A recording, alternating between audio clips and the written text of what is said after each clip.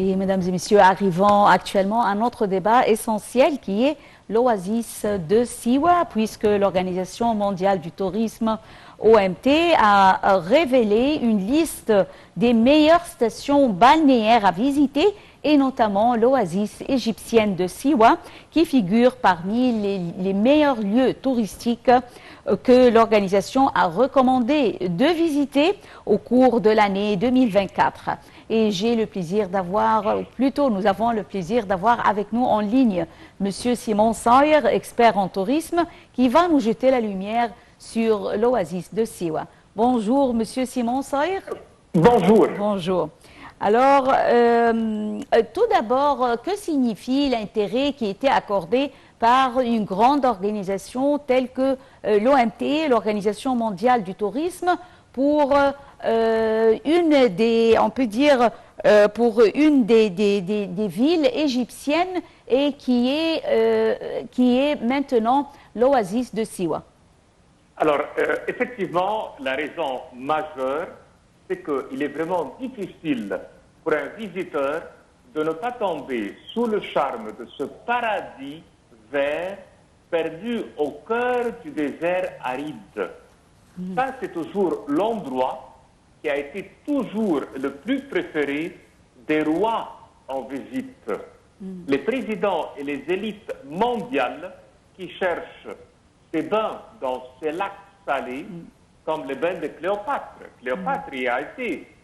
Alors, visiter les monuments historiques, être dans le baie de Cléopâtre, voir le château de Chali, découvrir toutes les cavités qui contiennent toutes les momies de la montagne des morts.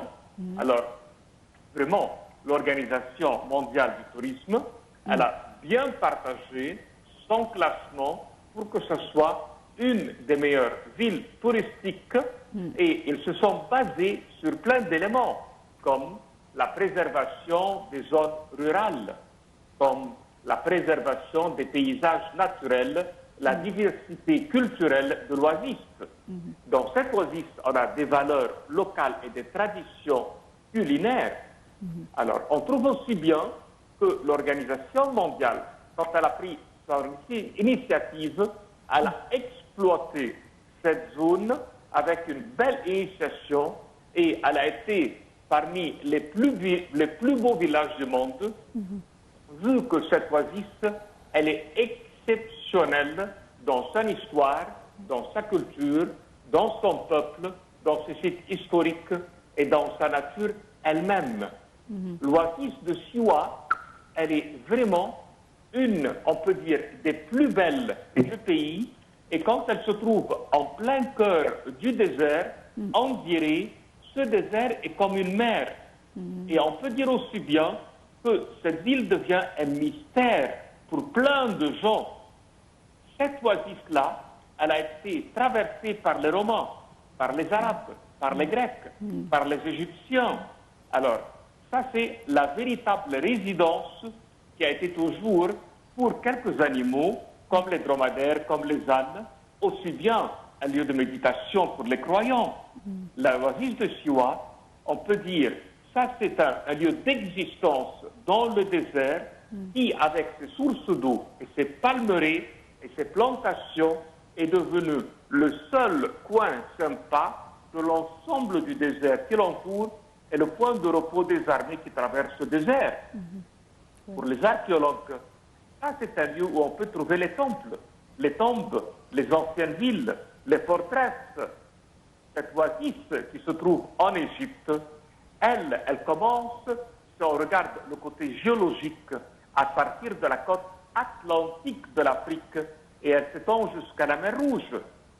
Eh bien, cette oasis-là, depuis les époques pré-dynastiques, elle a été habitée. Et elle a été habitée par un peuple que nous on avait connu par le nom Tehenou. Ça veut dire le peuple qui habite la terre des oliviers. Et bien sûr que cette partie-là de l'Égypte, elle a aujourd'hui des habitants qui se composent par les descendants de tous les passagers par l'oasis. Eh bien, c'est un lieu qu'on peut habiter en plein cœur du désert, un village, des nomades, des tentes, plein de tribus, il y a des dialectes locaux. L'arabe, bien sûr, ça c'est aujourd'hui la langue la plus utilisée. Ça, c'est l'oasis qui serait toujours en contact avec la Libye. Ça, c'est le point de chute quand on vient de la Libye. C'est une oasis dans laquelle on ne se promène pas avec la voiture, mais on se promène à dos d'âne. Aujourd'hui, quand on y arrive, on rencontre ces familles qui sont là-bas, qui sont d'origine berbère.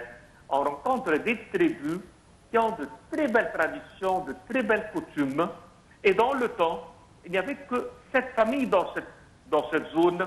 Ça veut dire qu'on parle d'une quarantaine de familles selon les chroniqueurs du XIIIe siècle. Et la ville de Chali qui a été réalisée là-bas, cette ville fortifiée, elle a été faite par une matière qu'on appelle le khorchif, ça veut dire la terre salée.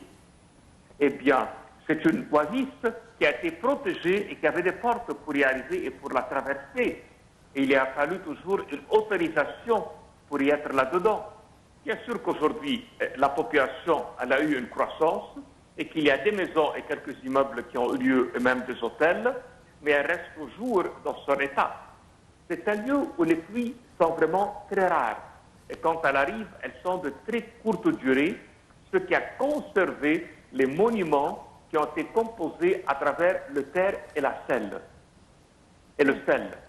À partir du siècle dernier, ou bien plutôt le 19e, à l'époque de Mohamed Ali Pacha, c'est là qu'il y avait plus de sécurité pour cette oasis par l'armée égyptienne.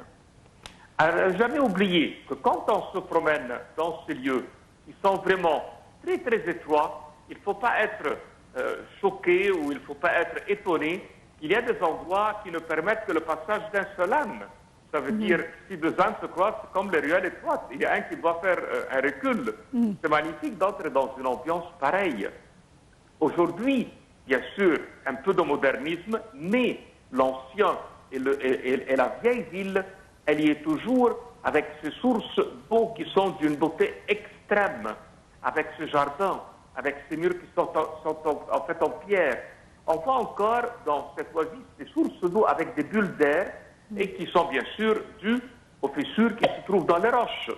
Ouais.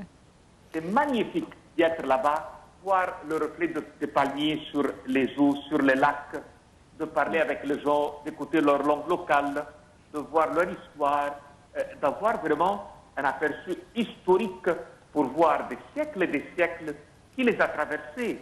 Entre, par exemple, le roi Amasis qui a construit le temple de l'oracle, entre tous les phénomènes de la nature qui sont là-bas, comme par exemple le passage des orages, des pluies, des poussières qui ont affecté les prédictions. On raconte aussi bien qu'il y avait les prêtres qui prédisaient le futur au point que Alexandre le Grand, il est parti là-bas pour les consulter. On trouve aussi bien que dans le VIe siècle avant Jésus-Christ, il y a les rois de la Lydie qui ont envoyé pour demander leur conseil et leur sagesse pour le futur de leur territoire. Eh bien, c'est une oasis qui a été toujours bien connue, bien aimée, bien riche et qui, dans tous ses coutumes et traditions, sont vraiment magnifiques. Oui. On trouve aujourd'hui, par exemple, pour leur langue, qui est d'origine berbère, qui a été influencée par notre arabe, c'est beau de l'écouter. C'est beau de voir les dialectes à l'intérieur de l'Égypte et la richesse. C'est magnifique de se promener dans ces oliviers et d'être dans ces belles espaces verts en plein cœur du désert. Et on peut aussi bien voir des variétés qui ne se trouvent nulle part hors cette oasis. Oui. Alors, Monsieur Saïr, Monsieur Saïr, alors comme vous venez de dire, en fait, il s'agit d'une région très diversifiée. Comme vous avez parlé, il y a le paysage naturel, il y a l'eau, il y a les dattiers, il y a des monuments historiques. Alors, plein de choses à voir, plein de choses à faire dans cette région. Comment, selon vous, on peut renforcer ou soutenir davantage le tourisme, surtout que cette région répond à beaucoup de goûts différents et très diversifiés également? Alors, la première chose, il faut protéger l'oasis d'être modernisée. Il faut la protéger de l'envahisseur qui est l'investisseur. Il faut encourager que la vie locale reste dans ses coutumes et ses traditions, que ses jardins ne soient pas envahis par les bâtiments, que sa nature reste toujours la même, qu'il n'y ait pas d'importation d'animaux pour qu'il n'y ait pas de nouveaux virus ou bactéries qui rentrent dans l'oasis et qui restent dans sa nature. Il ne faut pas implanter plus d'usines pour qu'il n'y ait pas de la pollution et qu'elle reste dans son état naturel. Il faut bien réaliser de leur sujet intérieur des grands festivals. Comme par exemple, ils ont les instruments de musique, on peut leur faire un festival pour leur musique. Quand ils jouent avec leur flûte, leur sifflet, leur tambour. Et tout cela, il faut bien le développer. Quand on regarde comment eux s'habillent, leurs beaux vêtements, leurs beaux ornements, il ne faut pas qu'ils soient envahis par les vêtements modernes du Caire et des grandes villes. Il faut bien les aider à rester avec leurs belles couleurs qui sont vraiment vives.